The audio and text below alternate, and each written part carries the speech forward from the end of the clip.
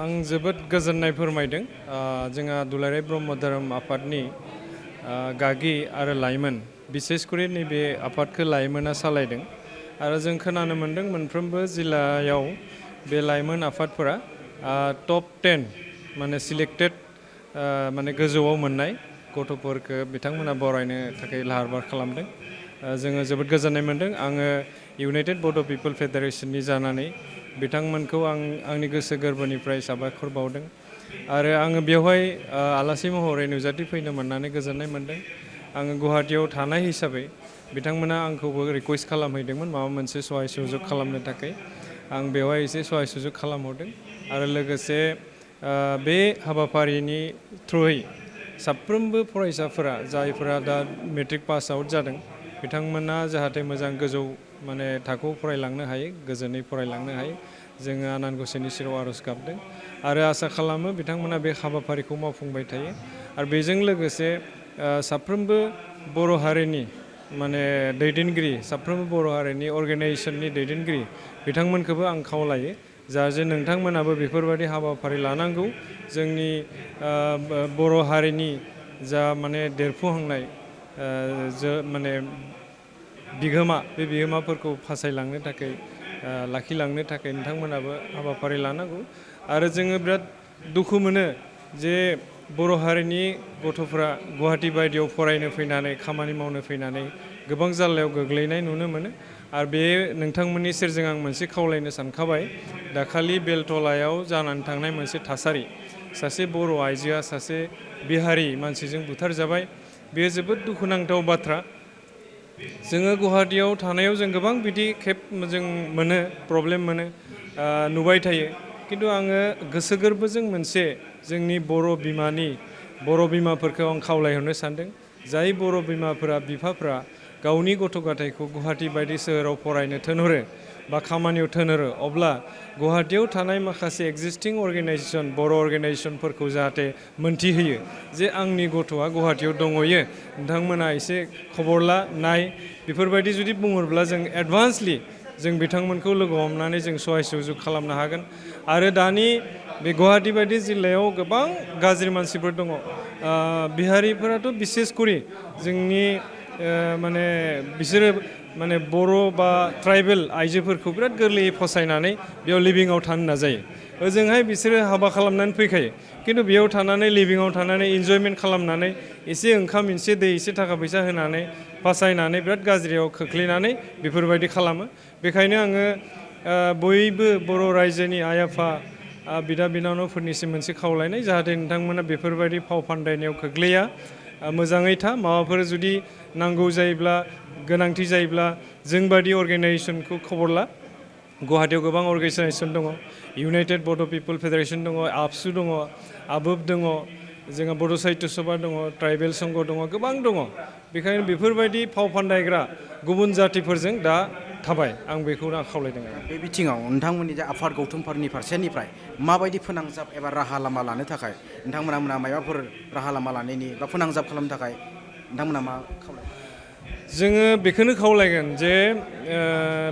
बेफोरबायदि जाथाया जाहाथे इयुनाव दाजाथों बेखायनो जोङो आगोलनिफ्रायबो जों एलार्ट खालामबोबाय थादों जोंहा एक्स एनडिबि फरामनि गथ'फोरा दङ बिथांमोनाबो गोबां जोंनि बर' आइजोफोरखौ सेंग्राफोरखौ लानानै बिथांमोना एलार्ट खालामबाय थायो दा बेखायनो जोंबो गासिबो बर' माहारिनि जा संगठन दङ बे संगठनफ्रा बे जालांनाय जा थासारि बे थासारिफोरनि सायाव जों नोजोर होनो गोनां जाबाय मानो होनब्ला नंगौ गामियारि ओनसोलाव खामानि दामानिनि आंखाल बेखायनो जोङो सानफ्रोमबो बुंबोबाय थादों जे टाउन सोहोराव फैनानै खामानि मावफैनांगौ सर्स लाफैनांगौ नाथाय दिनै खामानि मावनो फैनानै जोंनि बर' आइजोफोरा गोरलैयैनो दस्रा जातिफोरजों बमब्राय जायो जेरै बांलादेशिफोरजों बमब्राय जायो बिहारिफोरजों बमब्राय जायो लास्टआव सुइसाइड जानो गोनां जायो बा मार्डार जायो दा बेखायनो जोङो इउनाइटेड बड' पिपल फेडारेशननि जानानै आरो गोबां बर' हारिनि अर्गेनाइजेसननिफ्राय जानानै आं बेखौनो बुंनो सानदों जे नोंथांमोना गथ' गथायखौ गुवाहाटी सोहोर बा टाउनाव हगार हरनायनि सिगां एक्जिस्टिं गुवाहाटी सोहोरनि बर' अर्गेनाइजेसनफोरखौ एसे जानायहर आरो हायोब्ला नोंथांमोना जोंखौ डाइरेक्ट जोङो खावलायहरनो हायो बेखौनो आङो बुंनो सानदोंमोन। दा बे बाथ्राया थारैनो दिनै आरो मैयानि बाथ्रा नङा, बे गुवाहाटि नोगोरमायाव गोबाङै जाफ्लेबाय थानायखौ नुदों। बे बिथिङाव दासिमबो सांग्रां नङा लाइमोनफोरा, आरो माबायदि सांग्रां जानांगोन होननानै नोंथाङा खावलायगोन? सांग्राङा बेनो, आं दहायबो बुंबाय मोनसे इन्सिडेन्ट, जोङो सांग्रां जानांगौ। सांग्रां जायाब्ला जोङो गमामायैनो गाब्रबाय थागोन, बार बार गाब्रबाय थागोन। जों बुंखायो आरो दहाय बुंखादों आङो जे बर' आइजोफ्रा जोबोद गोरलै, बिथांमोननि गोसोआ बिराद गोरलै, बिसोर बुजिया गामिनिफ्राय फैनाय, बेवहाय रमक जमक सोहोराव फैनानै थाखा फैसानि आंखाल जायोब्ला सोरबा सासे एसे हेल्प खालामोब्ला बेजोंनो बिसोर थांफाबायनो नागिरो। बेखायनो जोंनि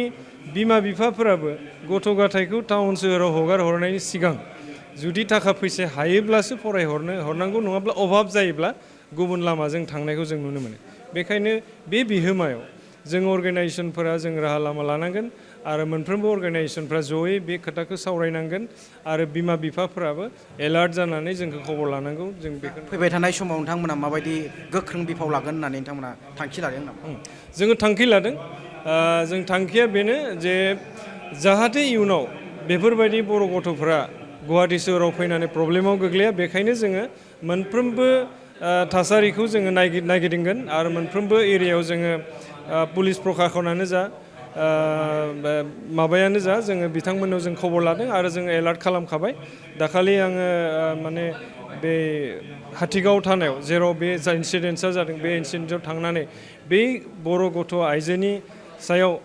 मार्डार जाबाय, जिहेथु बुथार जाबाय, बेनि सायाव बे आसामिखौ मा केस होदों, आङो